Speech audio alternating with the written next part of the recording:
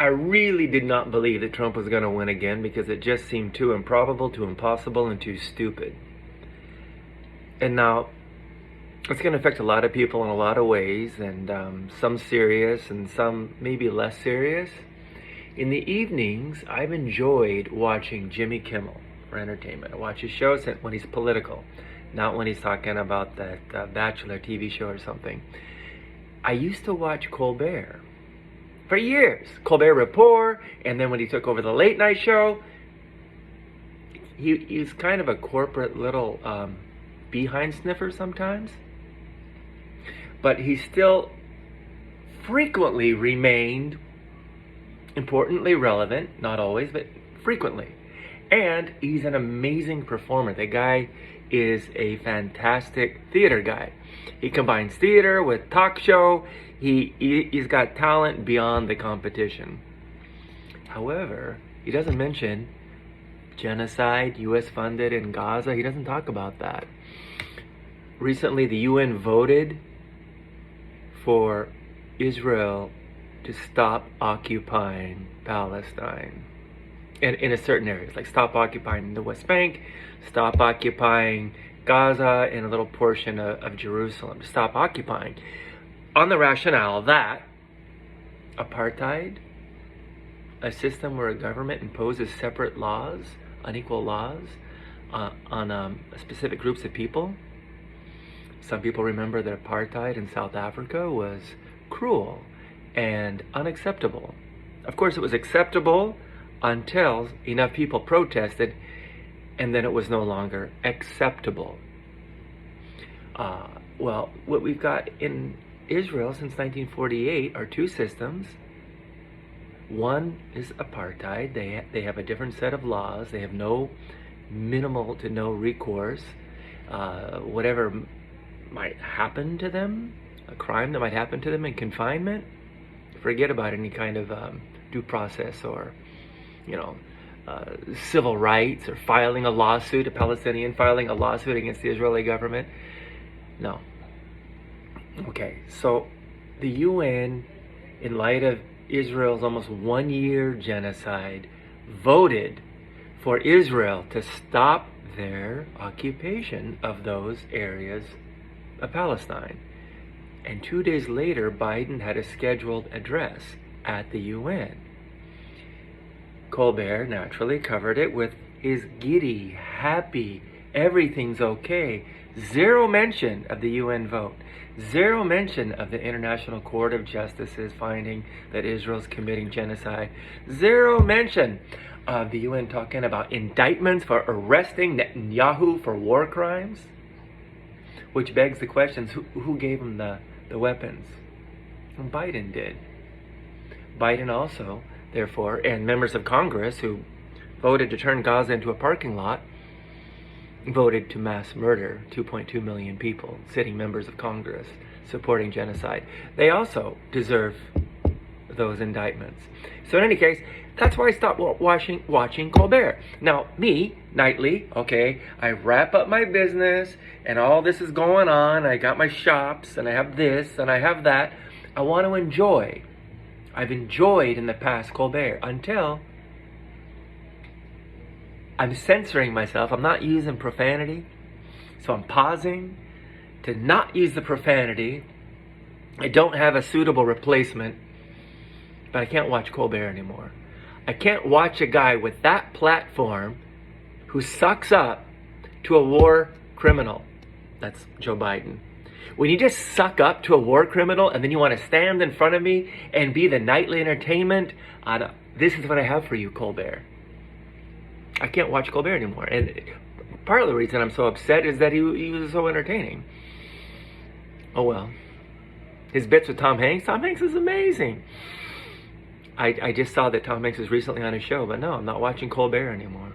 Now, Jimmy Kimmel never really talks about Gaza, but I never had any hopes for Jimmy Kimmel. That guy is just a man cave guy. I never saw him as a person who represented important thoughts being shared. I never saw him as a person who represented liberal causes succinctly advocated for with really machine gun style accuracy of satire. I never had any high expectations of Jimmy Kimmel. But recently, I've only started watching him this past year. Before that, I just thought he was some daytime TV kind of guy, not my content, not my interest. But somehow, this filthy individual Trump did inspire some meaningful pushback. And Jimmy Kimmel, he can put together some bada bada boom, some really nice comedy that is based on important reality. Jimmy Kimmel takes reality, puts it into comedy, makes a strong satirical point. He does it very nicely. And that he does not talk about genocide, well, I never saw him as a person who would represent values. So I guess because I don't have any expectations, I can still watch him. And he's entertaining. However, I'm sick of hearing about Trump. I don't want to hear about Trump anymore. I just do not want any more Trump-based comedy. As good as that guy in SNL is, who impersonates Trump, he's fantastic at it. He's really, really good. I don't want to watch it. I'm sick of Trump. So how do you resist a guy that you're absolutely sick of hearing about? I don't want to see Trump-related content. Somehow there's got to be a way to advocate for democracy, to advocate for the survival of law and order in the USA, without talking about Trump. I'm not quite sure what that way is. Maybe what I'm going to do is, and I'm sorry to The Daily Show, sorry to Jimmy Kimmel, not sorry to Colbert, don't like you anymore. I'm not going to be watching the late night anymore. You got to find something else to talk about, not Trump. Who funds Trump? Who benefits from Trump's policies? Go that route. What's this Blackwater? Who are these hedge funds with so many trillions of dollars of assets? Go that route. Stop talking about Trump and talk about the people who fund Trump. The people who wanted Trump to be elected. Now, we understand Jordan Klepper. He spent so much time with the regurgitators of stupidity who voted for him. Stop doing that. It's pointless. It's an absolute waste of time. We do get manipulated by algorithms. I have to be manipulated myself. I guess the way I would separate, I use some barometers. Like, I use some, what's up, what's down. Okay, where's north, where's south? A super easy one on that for checking in on reality. Where does a politician stand on health policy? If they're not supporting single payer, that person is full of a pig's back end. Single payer is such an overwhelmingly easy argument to make. It costs dramatically less. It would be a huge economic stimulus.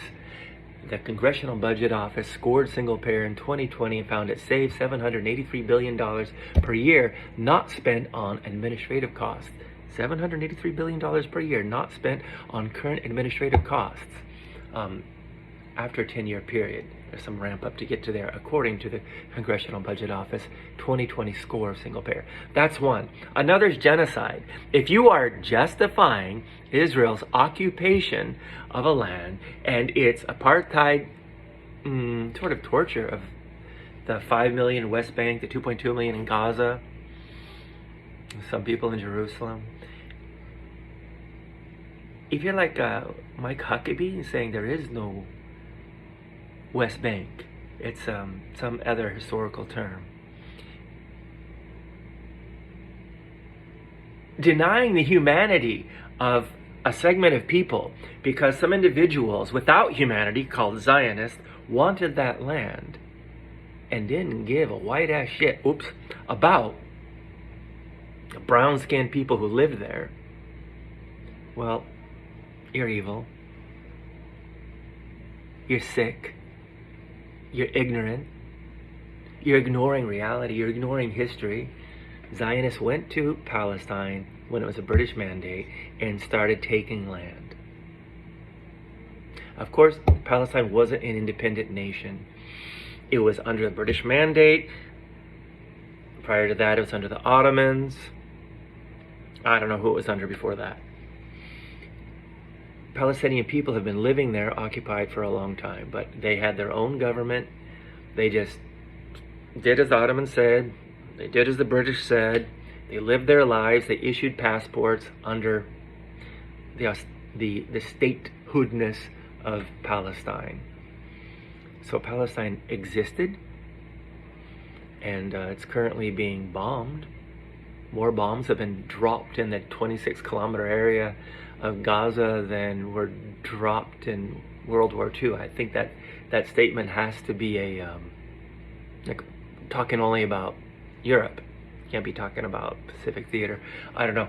That's just the little factoid going around. That 87,000 tons of bombs dropped on Gaza. It's quite a lot in a small area. It's not about Israel defending itself against Hamas. Who funded Hamas? Hey, if anybody asks you, do you condemn Hamas? Say, sure, I do. And I condemn Israel for funding Hamas.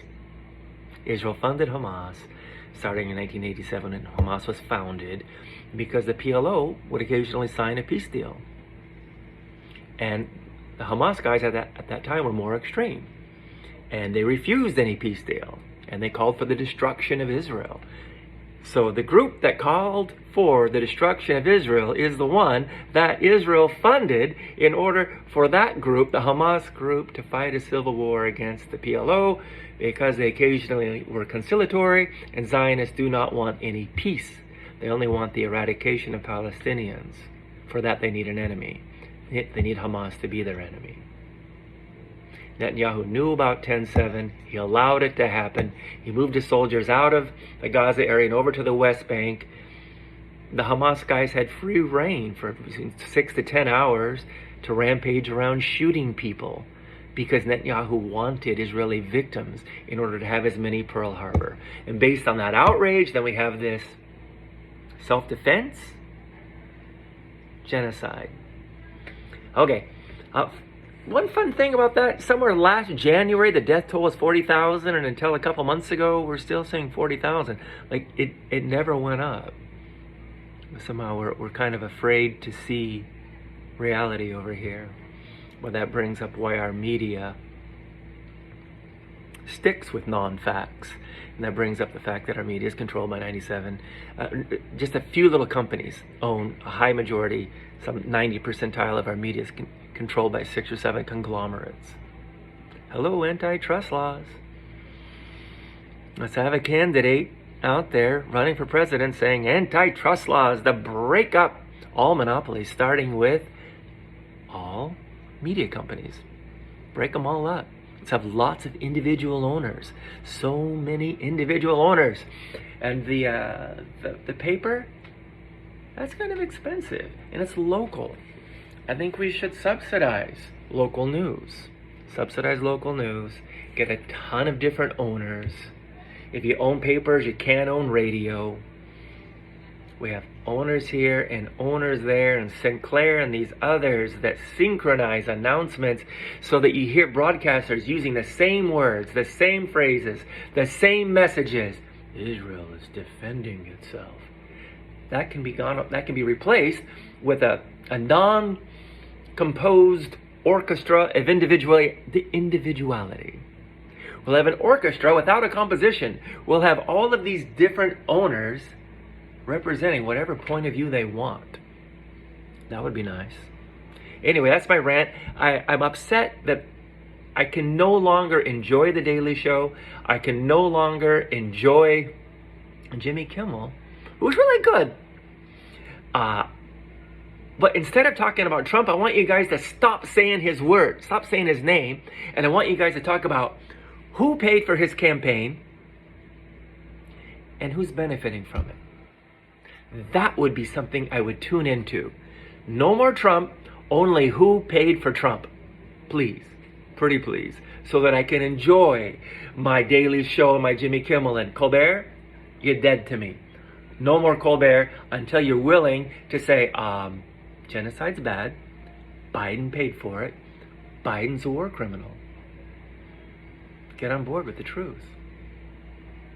Several members of the State Department were, and they resigned because the United States was breaking our own laws by giving weapons to Israel. That is a horrific fact, which must be brought up. It has to be brought to bear. Have a good night.